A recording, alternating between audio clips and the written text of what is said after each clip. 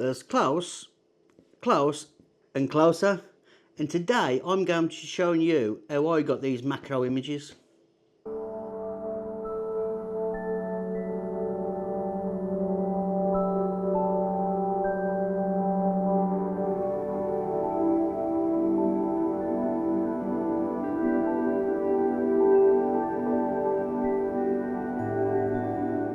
Hello everybody, welcome back. My name's Leo and thank you for joining me here once again today. Today I'm going to be needing these because today we are going to be doing closer than close macro photography.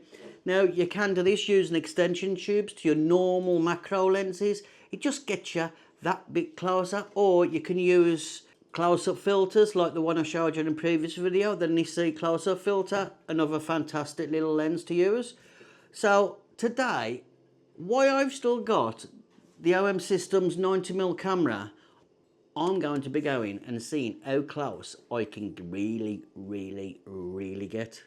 As you all know, the OM Systems 90mm lens is a 2x macro lens, so we're off to a good start because my other lens is a 1x macro lens, so I've got a 2x lens straight away, and like I said, I want to push this to the max. The first thing I'm going to add to it is I'm going to add the NiSi close-up filter. This is the 49mm close-up filter. This is a must going on here. I'm just going to screw this 62mm adapter ring straight onto it, as you can see. Make sure it's tight on there, so when you screw it on to the lens, it doesn't get stuck when you're taking it off. Also, just be gentle when you're putting it on. Nice and gentle. Make sure that it all lines up before you get it on. Also, make sure there's no dust on your lens before you put it on, or it'll on there, because believe me, it's going to show up. So yeah, lightly just nip it up. So now we've gone from a 2x, we've added this little thing on, which is virtually going to make it 3x and probably a little bit more.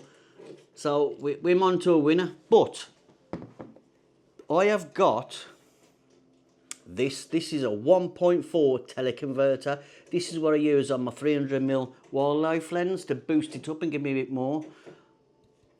This fits in to the 90mm, and I'm going to add it, and I'm going to see what I get.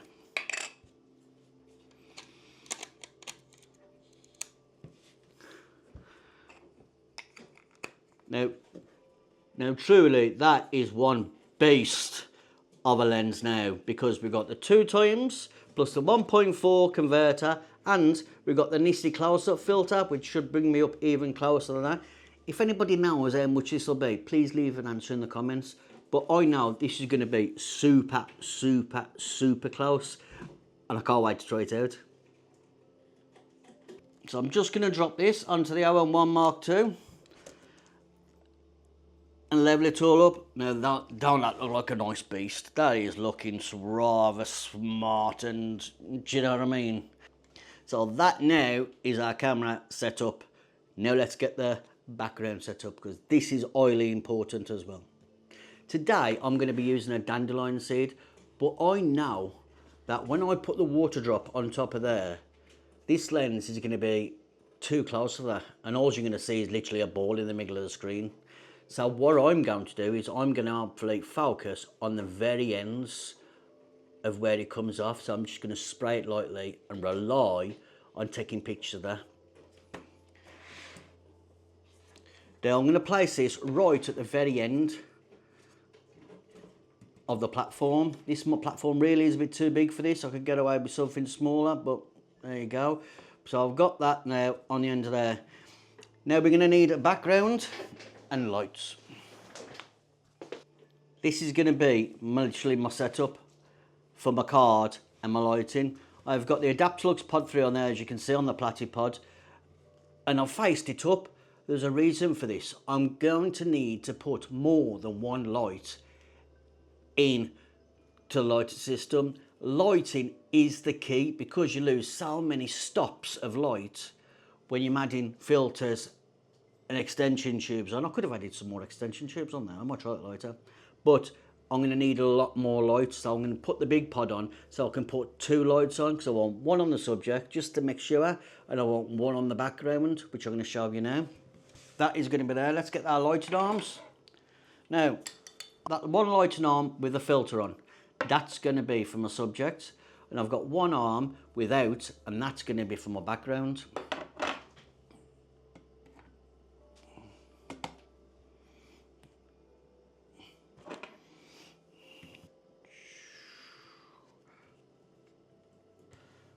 That's looking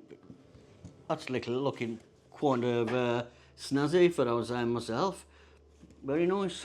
Let's put it like this and see if we can shoot it this way today. So as you can see, my lighting's on the back, my lighting's ready to be put over onto my subject. It's a case now of sliding tooling. It's like I said, we need light on that subject because the amount of light we've lost, we're going to need it. Just 1 for focusing, and 2 to get as much light in hand, because we're going to be doing a 2-second timer, and it is going to be a bit of a long exposure. I could probably cheat and do it with a flash and stack it, but I'm not going to today. I'm just want to do it, you know, normal.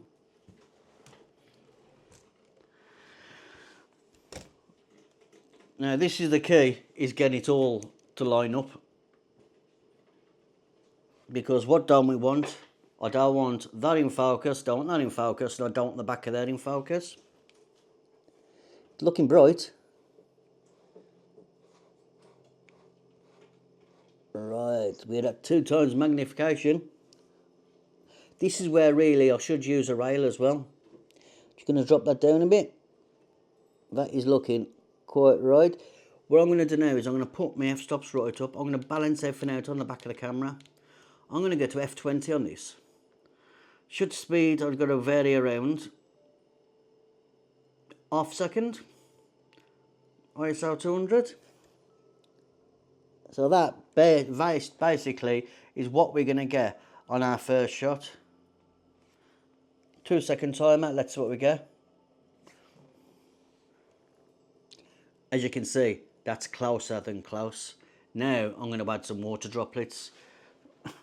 I'm going to see if I can film it, but I don't think I will be able to.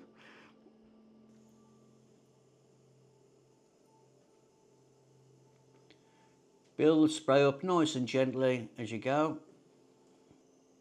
As you can see, we've got a few droplets coming on now. I'm going to stay there for a minute because I really don't want to get over confident and let it come off. Let's get a picture of this and let's go through the settings. My settings at the minute are half a second, f20, ISO 200. Let's take a picture and see what it come up with. What do you think of that? Now that is closer than close, isn't it? Let's see what other compositions we can come up with while I'm here, before I add more spray. I'm liking the ones that come out the corners. Every little move here is, every little tiny move makes a massive difference. What I'm doing as well is I'm using this to hide and low it to make it get the picture framing, get the framing better.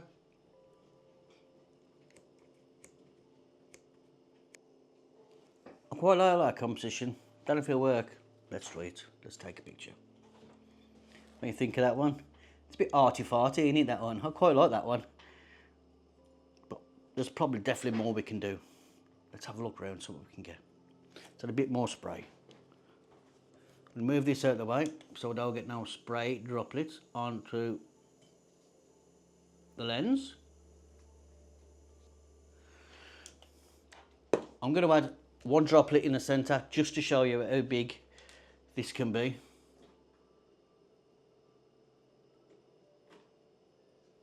Now trust me, that droplet's small. Very small. Let's get you this zoomed in on this to show you this.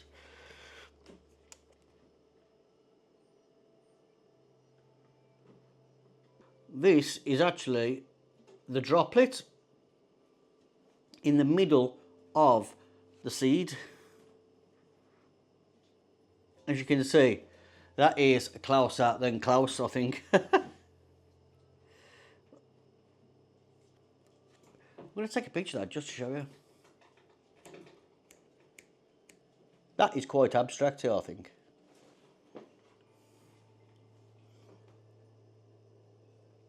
What do you think of that one? Every single move you make will make it harder. So you've got to have a lot of patience and you've got to get it, you know what I mean? The light is the key. More light, the better. This takes a simple dandelion from being something so simple to another level.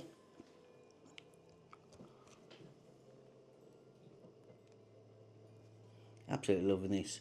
And that, like I says, is because I've got a 1.4 teleconverter on a 90mm OM Systems 2x macro lens and this little 49mm filter kit from NiSi giving me this. I think I'll give this lens a good thorough workout just to see what it can do. I might as well before I send it back.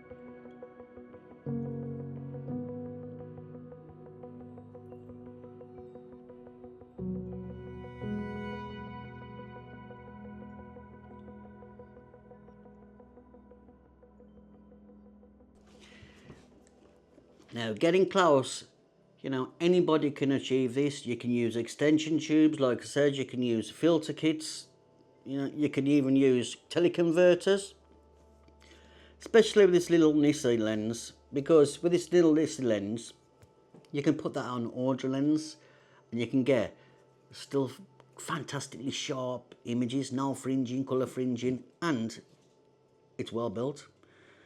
So I'm quite happy with today's, and I'm happy that I've explored something that I haven't explored before, even closer up, and the chance to get more abstracted, more creative. But like I said, this is going back, so back to the 60mm. Let's see what we can do with that one next. If you got to the end of this one and you've enjoyed it, you know what I'm going to say. Stay safe and happy snapping!